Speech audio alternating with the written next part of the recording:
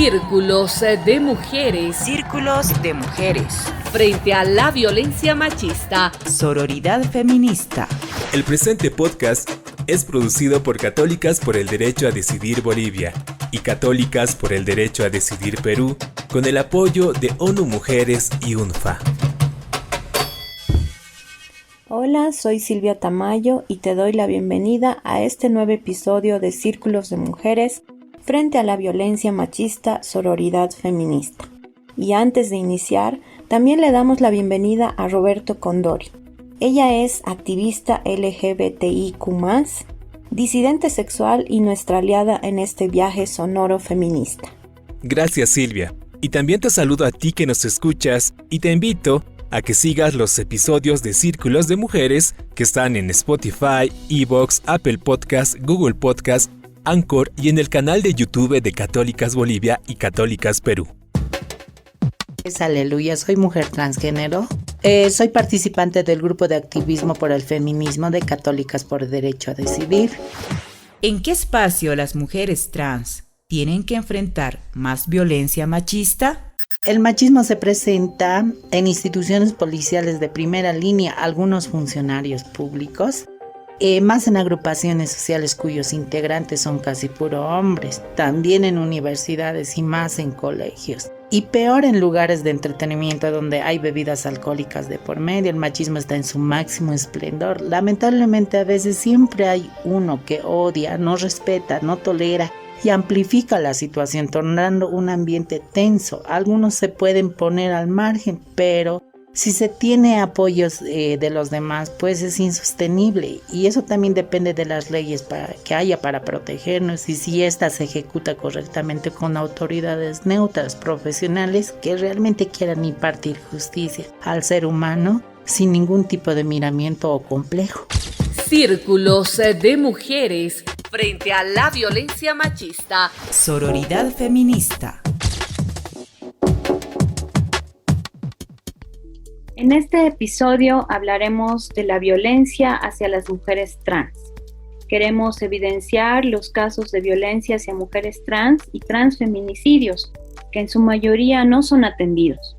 Plantear que la lucha contra la violencia hacia las mujeres trans es parte de la lucha contra la violencia hacia las mujeres. Para ello está con nosotras Belén Zapata, una mujer trans, negra, feminista, que es además coordinadora de la Casa Trans Zuleimi y parte de Trans Organización Feminista. Querida Belén, una lideresa del Perú, bienvenida. Muchas gracias y pues hay mucho por hablar hoy día. Muchas gracias, Belén. Y bueno, el día de hoy también está con nosotras Jessica Velarde, que es una activista, mujer trans feminista de Bolivia. Jessica además es artista, es actriz, es cineasta, ¿no? Y es una luchadora por los derechos de las mujeres. Querida Jessica, bienvenida. Muchísimas gracias por la invitación y espero que este encuentro sea pues un momento para reflexionar sobre las situaciones de las personas trans. Y nada, muchísimas gracias por la invitación. También nos acompaña Violeta Tamayo. Ella es consultora de Católicas por el Derecho a Decidir Bolivia y es militante de la agrupación de mujeres Pan y Rosas, ¿no? Una mujer activista. Querida Violeta, bienvenida. Gracias, Silvia, gracias a todas las compañeras que se han presentado también y pues un gusto estar acá para tocar este tema tan importante junto a compañeras además con un nivel referente de activismo y de compromiso tan destacado, ¿no? Bueno, compañeras, les agradecemos por estar aquí con nosotras y para iniciar este episodio, justamente poder abordar toda esta temática, la producción ha preparado una pieza sonora que motivará la reflexión y el análisis del tema que nos convoca hoy. Le damos pie a este audio. Vamos a buscar Mujer Trans Bolivia en Google. ¡Wow! Cerca de 12,000 resultados. Vamos a ver qué hay. Condena y repudio por asesinato de una mujer trans de 19 años. Una mujer transexual fue asesinada en Cochabamba. Defensoría pide investigar muerte de mujer trans. Alessandra, la joven trans que fue víctima hacia la transición de la vida de una mujer trans en Bolivia. Condenan asesinato de una mujer trans. Asesinato de una mujer trans causa indignación en la población. Fallece la primera mujer trans en Bolivia. La primera mujer transexual se casa. Una joven transexual asesinada con 19 puñaladas. Estos son los primeros resultados que ofrecen los buscadores en internet cuando se busca la frase Mujer Trans Bolivia. Similar situación pasa cuando se busca Mujer Trans Perú. ¿En qué momento las mujeres trans están siendo noticia? Belén, Jessica, Violeta, ¿en qué momento las mujeres trans son noticia? ¿Qué piensas, querida Belén? Lamentablemente, hablar de mujeres trans es un sinónimo de solo temas de violencia. No son muchos los espacios donde se visibiliza a las mujeres trans desde otro tipo de vivencias, otro tipo de experiencias. Estamos demasiado ligadas a temas de violencia, asesinatos, desapariciones o una serie de comportamientos que pues nos deja muy mal paradas, para ser más exactas. Y pues mencionarnos es solamente sinónimo de esto, sinónimo de violencia. Más que nada, no hay difícil encontrar o abrir un explorador a donde casi todos tenemos acceso y ver que haya un buen referente sobre nosotras. Gracias, Belén. Querida Jessica. Es así, ¿verdad? El audio lo refleja bastante bien. A pesar de los avances, los logros que hemos tenido, que hemos conquistado, como la ley de identidad de género o el reconocimiento en la Constitución del año 2009, pues el patriarcado, el machismo, la violencia, el estigma siguen presentes en la mente de la sociedad de nuestra región. Yo cuando era parte de las Intransigentes, ¿no? El programa de radio que ahora ya estamos pensando regresar, me tocaba a mí dar las noticias. Les juro que cada día por medio leía la noticia del asesinato de una mujer trans en cualquier parte del mundo, ya sea en México, Rusia, Alemania, Australia, Honduras, Perú, Argentina, Brasil, ¿verdad? Y en muchas ocasiones nos ha tocado también aquí en Bolivia. Para mí era triste cada semana llegar al momento de las noticias para hablar de 3 asesinatos a personas trans, o de 5, o al menos de 1. Siempre había esas noticias. Necesitamos, como muy bien dijo Belén, estamos muy vinculadas a este tipo de hechos.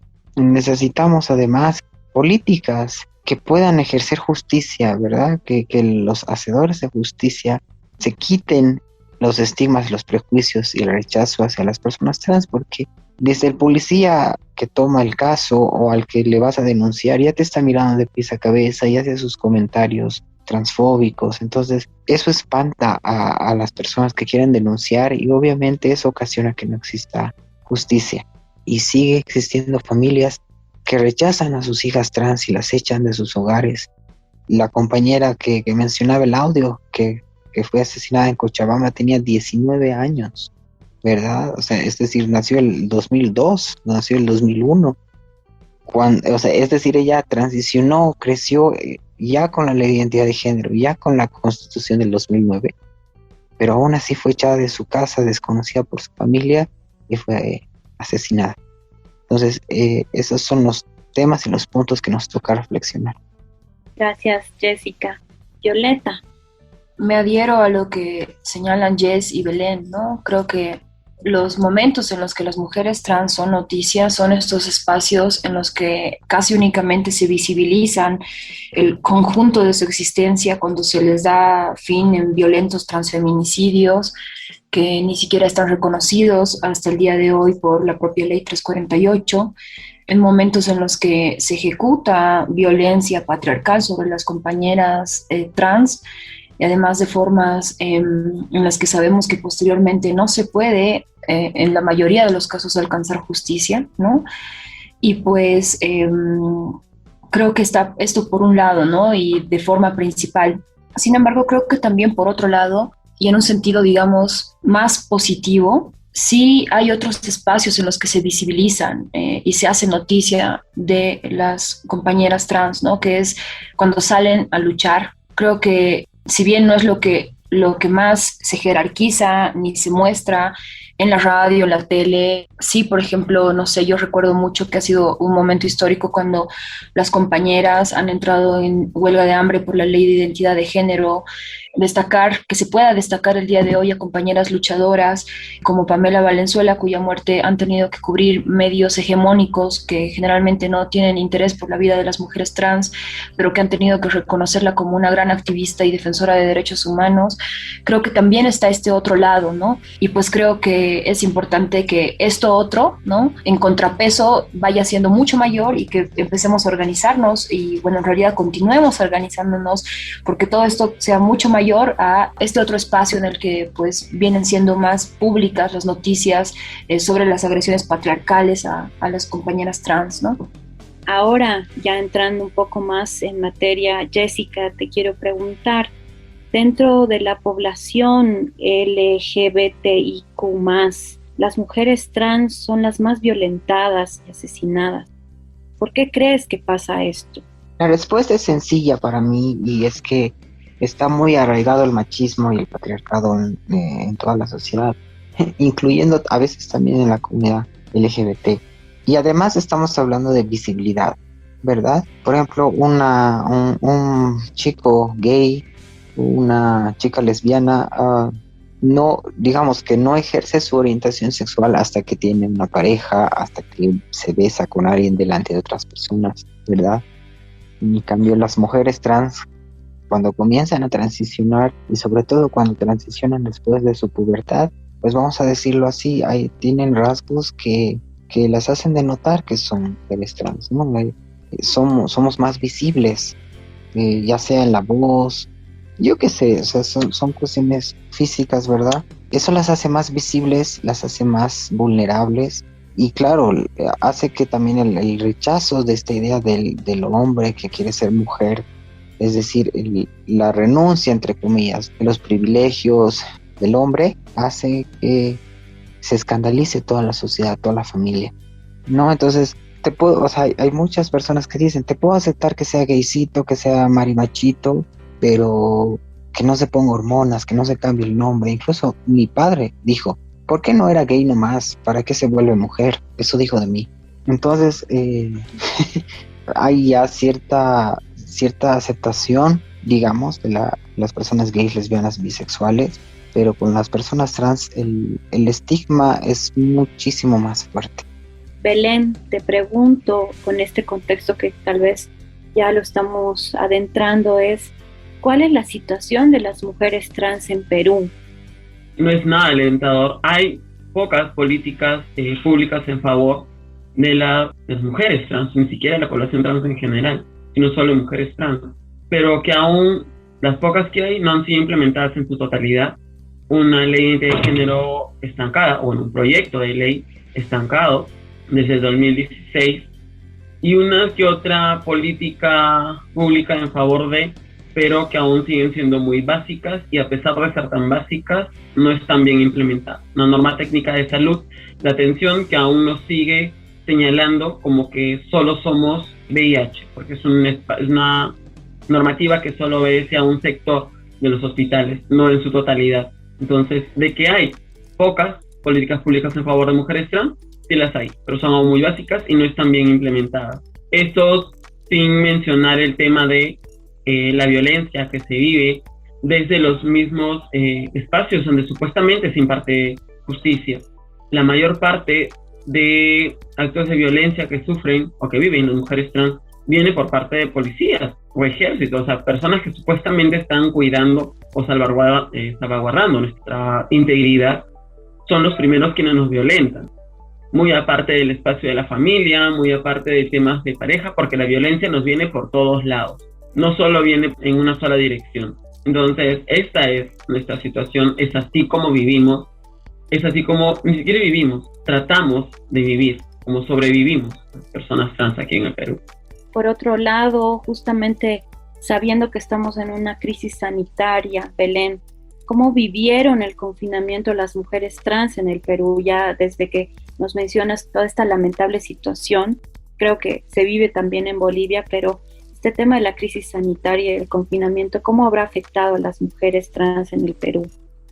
Para nadie es un secreto de que casi el 70-80%, por decirlo menos, de mujeres trans se dedica a trabajo sexual.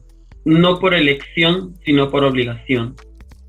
Entonces, este tipo de actividades, este tipo de trabajos, porque puede ser trabajo sexual o prostitución, depende del enfoque con el que se vea, se ejerce mayormente desde las calles. Entonces, desde que inició toda esta crisis sanitaria, todo este tema de la cuarentena, todas las compañeras se han visto en la necesidad de ya no salir a las calles y no poder hacer este ejercicio de este oficio. Entonces, su único medio de sustento, de vida, fue afectado, ¿no? Muchas compañeras han pedido apoyo, ayuda, o desde sus propias posibilidades han optado por regresar a sus lugares de origen. O sea, si bien es cierto, casi todas estamos concentradas en Lima, que es la capital, y todas pues somos de provincia. Yo soy de una provincia, no soy acá de la capital. Soy migrante como muchas de mis compañeras. Y entonces, esta situación, si bien es cierto, la hemos conocido desde mucho antes, en contexto de pandemia se visibilizó y de la peor manera. Porque por una parte eran compañeras que no tenían cómo pagar un espacio donde vivir, porque las terminaban botando de los espacios que vivían, donde alquilaban un espacio para vivir, las botaban de ahí, o de pronto ya tenían dónde vivir, pero no tenían qué comer, porque fue difícil que alguien pueda decir, ay, pero ¿por qué no ahorraron? Bueno, fácil es ahorrar para alguien que tiene un trabajo estable, tiene un sueldo fijo que muchas veces pasa del sueldo básico, cosa que nosotras no tenemos.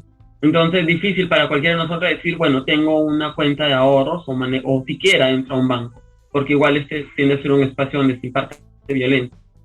Entonces, aparte de esto, todos estos videos que salieron a raíz del famoso pico y placa de género, como le llamaron, donde 3 veces por semana salían varones, 3 veces por semana salían mujeres, pero que a las finales, a pesar de que se dijo de que esta normativa o estas, digamos, restricciones se tenían que regir a la identidad autopercibida, ¿no? O sea, pero al final terminaba siendo todo dependiendo a juicio o a los filtros que tenían cada uno de los policías o miembros del ejército que estaban transitando por las calles y controlando el orden, entre comillas. Entonces, compañeras trans que eran llevadas a comisarías, que eran sometidas a actos violentos, a manera de burla, eran grabadas y puestas en varias redes. Así fue como se visibilizó, así es como se ha vivido desde un principio de la pandemia, como se sigue viviendo hasta ahora. Si para un peruano promedio su situación es complicada ahorita en contexto de pandemia, para nosotras esto se multiplica. Muy importante lo que nos reflejas en cuanto a la situación del Perú, ¿no? Y bueno, ahora paso a Jessica. ¿Cuál es la situación de las mujeres trans en Bolivia? Para contextualizar un poco, como decía hace rato, en la Constitución del 2009 en Bolivia, pues es reconocido como parte de la pluralidad y la diversidad de poblaciones y naciones, etcétera, como también la identidad de género, la orientación sexual, y además la misma Constitución condena cualquier acto discriminatorio hacia la población. A raíz de esto también salió la Ley 045, ¿no?, en contra de toda forma de discriminación, y posteriormente la Ley de Identidad de Género. Pero al final de cuentas son leyes, es papel que generalmente no se cumple. Y como también Belén dijo que es el contexto muy parecido, son los policías, son los jueces, fiscales, los primeros en discriminar, los primeros en mirar, los primeros en decir un comentario ofensivo y transfóbico hacia las personas trans. Muy aparte de eso, además, tenemos la sentencia del Tribunal Constitucional del año 2017 que nombró inconstitucional un artículo de la Ley de Identidad de Género, ¿no? Con esto la ley está fracturada y está mutilada porque nos han quitado los derechos civiles.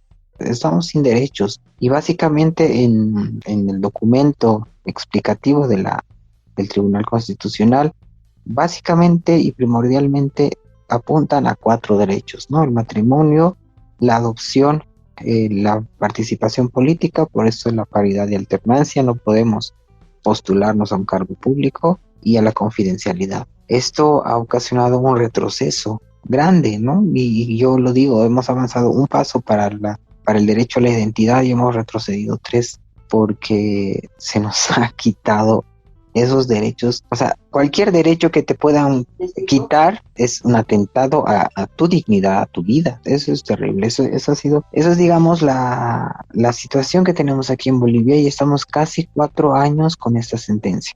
Sí, y todo este escenario que tú nos muestras también, Jessica, que es muy parecido al de Perú, ¿no? Con sus bemoles, pero de alguna forma con esta situación tan nefasta. Te pregunto, Jessica, en Bolivia sabemos que solo un caso de asesinato a una mujer trans llegó a sentencia.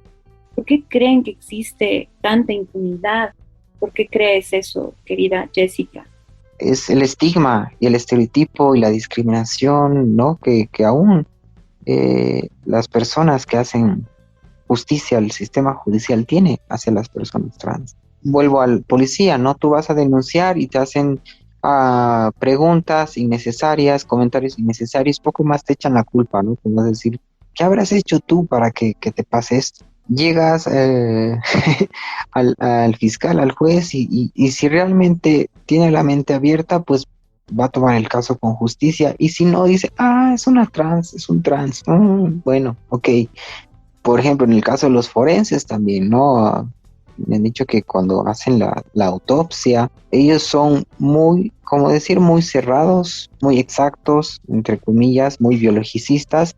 Es decir, que si van a ver un pene, van a colocar sexo masculino.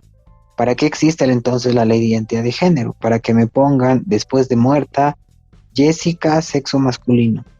Y eso está ocurriendo ahora, ¿no? Con los forenses. Como dije, si hay un caso y está abierta el vacío legal para que puedan decir, es hombre, entonces no es feminicidio, ¿verdad?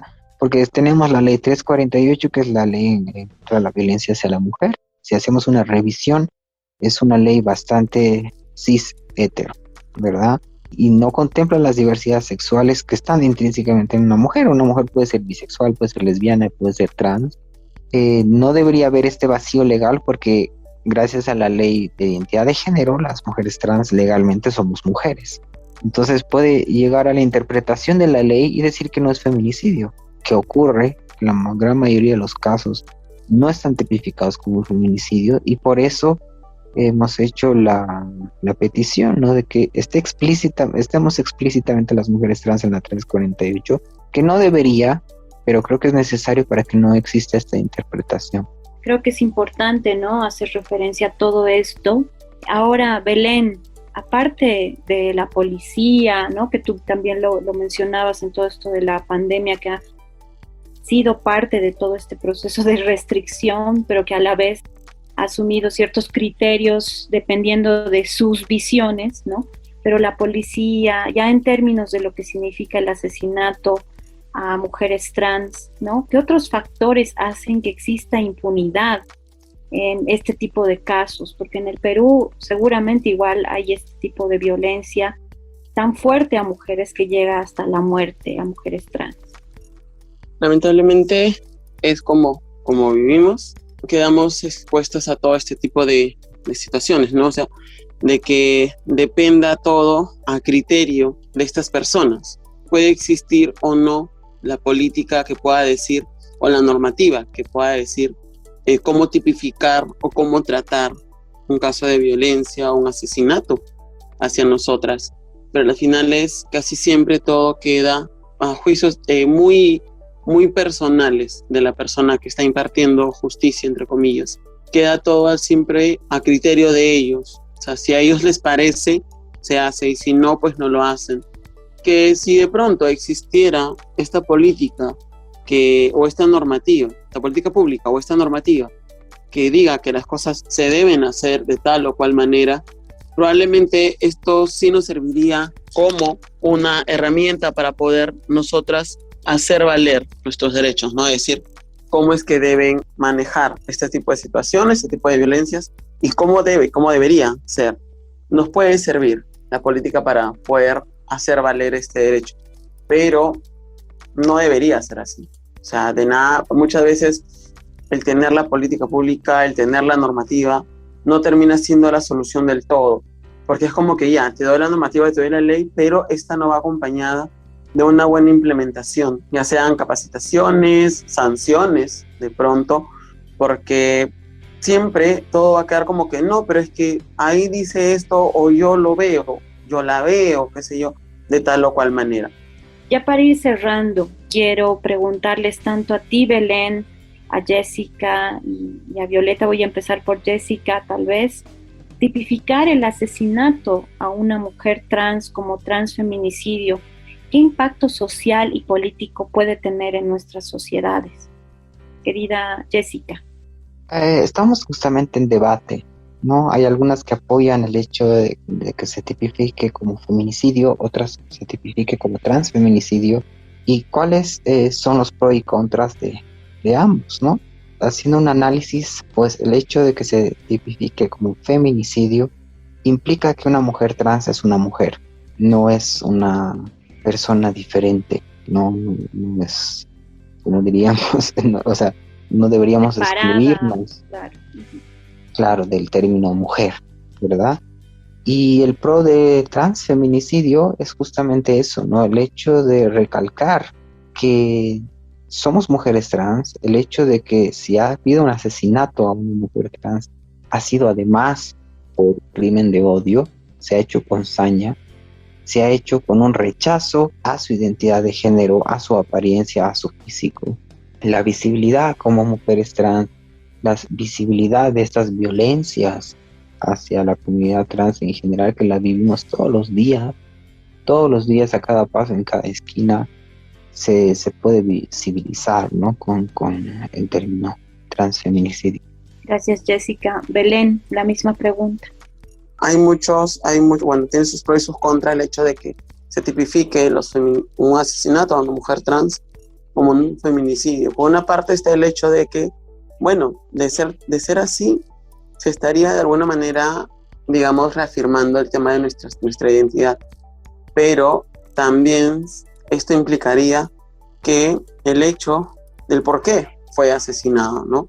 Entonces, el que sea tipificado como feminicidio podría desembocar esto, ¿no? Del hecho de que se siga viendo, invisibilizando un asesinato a una mujer trans por el hecho de ser una mujer trans.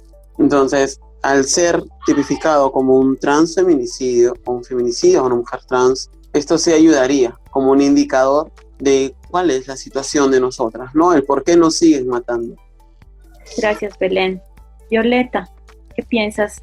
Más allá de que además dentro de los círculos de mujeres, dentro de la iniciativa Spotlight, frente a la violencia machista, sororidad feminista, la Red Solidaria Binacional de Mujeres en Tiempos de Crisis Sanitaria, también hemos abordado esto. Creo que es importantísimo considerar que si se da el paso del reconocimiento del transfeminicidio, va a poder quedar más claro, digamos, por lo menos en términos formales, qué procede en el caso de un asesinato a una mujer trans, qué es lo que reglamentariamente tendría que suceder. Ahora, evidentemente, como Belén señala, yo coincido plenamente, pues la igualdad ante la ley no es la igualdad ante la vida, ¿no? Pero tener esto como herramienta que estipule en el papel nos va a permitir, por ejemplo, ya pelear porque esto se cumpla, no depositando ninguna confianza en que este Estado patriarcal va a actuar por sí mismo, pero sí saber que nos podemos organizar en torno a algo que hemos alcanzado o que hemos luchado por alcanzar, ¿no? Que es en este caso el reconocimiento del transfeminicidio, y nos va a permitir exigir el cumplimiento de esto, ¿no? Gracias, Violeta. Y bueno, se nos ha acabado el tiempo, queridas amigas. A Belén, a Jessica, a Violeta, agradecerles por este espacio. Les voy a dar unos minutitos para que se despidan, empezando por ti, querida Belén. Bueno, primero, como he dicho, agradecer la invitación de Católicas, por hecho de decir, tanto de Perú como de Bolivia. Y segundo, pues, que quienes tengan acceso a todo lo que hemos comentado hoy día, tanto Jessica, Violeta y yo, pues pueda servir de algo a futuro, ¿no? Que de pronto no solo se queden que, ay no, qué pobrecitas, ¿no? Las chicas, ¿cómo les pasa esto? Y que realmente se empiecen a tomar acción. Porque muchas veces, en muchos espacios, no digo que sea este caso, pero en muchos espacios tienden a simplemente sentarnos y hacernos hablar y escuchar y como, ay, qué pobrecita, ¿no? Y ahí murió. Pues no, esperemos pues que a futuro se den los cambios que tanto esperamos, por los que tanto hemos venido luchando y vamos a seguirlo haciendo. Gracias. Te doy la palabra, querida Jessica, para tus palabras finales. Gracias. Bueno, de igual manera, estoy complacida por este espacio. Siempre agradecer a Católicas por el Derecho a Decidir desde Bolivia y Perú, no solamente por abrir el debate, las charlas, sino también por comunicarnos, ¿no? con compañeras hermanas de Perú, porque haciendo este intercambio también hacemos un análisis no solo de nuestro país o de nuestra ciudad, sino también de nuestra región, y nos damos cuenta de muchas similitudes, muchas diferencias para poder acompañar y hacer fuerza. Muchísimas gracias y un abrazo. Querida Violeta, tus palabras finales. Bueno, yo agradecer por el espacio y pues reiterar que para mí ha sido un gusto estar en compañía de dos compañeras luchadoras y bueno, alguna vez lo conversábamos con Jess, que también ha sido parte de las jornadas que se han impulsado desde los círculos de mujeres, cuya sola existencia ya representa un reto y una interpelación brutal para el sistema heteropatriarcal que pretende imponer este mandato con la violencia estructural de la que hemos venido hablando en el programa, ¿no? Creo que es la lucha de las compañeras es una lucha de todas, tiene que ser la lucha del conjunto de movimiento de mujeres, como decía Belén, no desde el victimismo ni desde la pena, digamos, sino desde la combatividad que requiere enfrentar esta violencia que recae con dureza sobre todo las mujeres y con las particularidades de las que hemos hablado sobre las mujeres trans, ¿no? Muchas gracias realmente a cada una de ustedes, a Belén, a Jessica, a Violeta, por haber compartido este espacio y que lleve a la reflexión a todas las personas que nos están escuchando. Muchas gracias.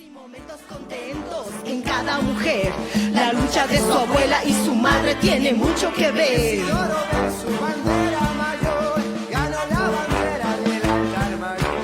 Vamos a encontrarnos, a escucharnos desde diferentes realidades, construyendo feminidades, herencias de saber en cada mujer. Guarnis, chotas, cholas y birrochas, y niñas, señoras y señoritas, cunumis y cholitas, ¿qué importa si nos juzgan, califican? Muchas conquistas las debemos a esas galinchas, marimachos, a mujeres gallinitas sin guato. La rebeldía en cada tiempo y mujer es diferente.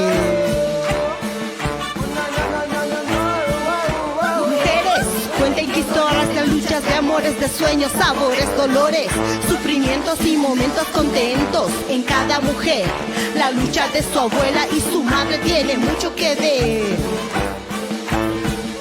Mujeres, cuenten historias de luchas, de amores, de sueños, sabores, dolores, sufrimientos y momentos contentos en cada mujer. La lucha de su abuela y su madre tiene mucho que ver. La lucha de su abuela y su madre tiene mucho que ver. La lucha de tu abuela y de tu madre tiene mucho que ver. Guarnis, chotas, cholas y birrochas. Guarnis, chotas, cholas y birrochas. Acabamos de escuchar a Nina Uma, cantautora boliviana, con la canción Mujeres. Aleluya, soy mujer transgénero. Soy participante del grupo de activismo por el feminismo de Católicas por el Derecho a Decidir. ¿Qué es transfeminismo? Para mí el transfeminismo es un movimiento por y para mujeres trans, quienes consideramos nuestra liberación como la de todas las mujeres, haciendo fuerza colectiva. Para mí el transfeminismo es la lucha por reivindicarnos ante la sociedad como una diversidad más del género femenino, por tener los mismos derechos, ya que en nuestra posición recibimos la misma violencia que recibe una mujer cisgénero. A esto añadido el ser trans.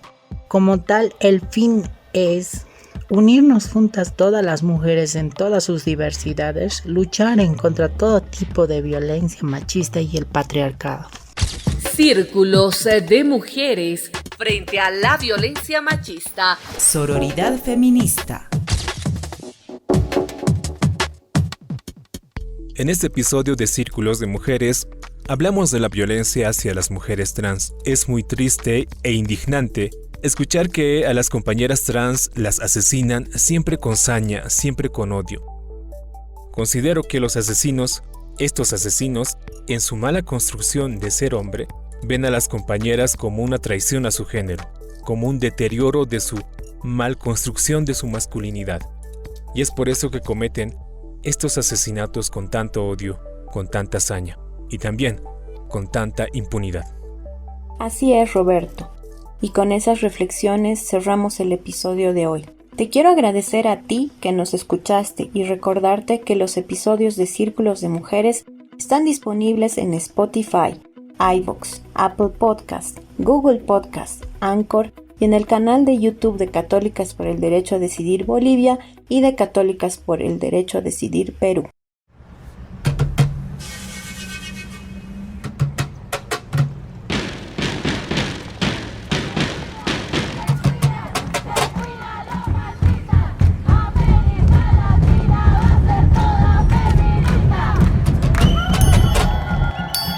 Círculos de mujeres. Círculos de mujeres. Frente a la violencia machista. Sororidad feminista.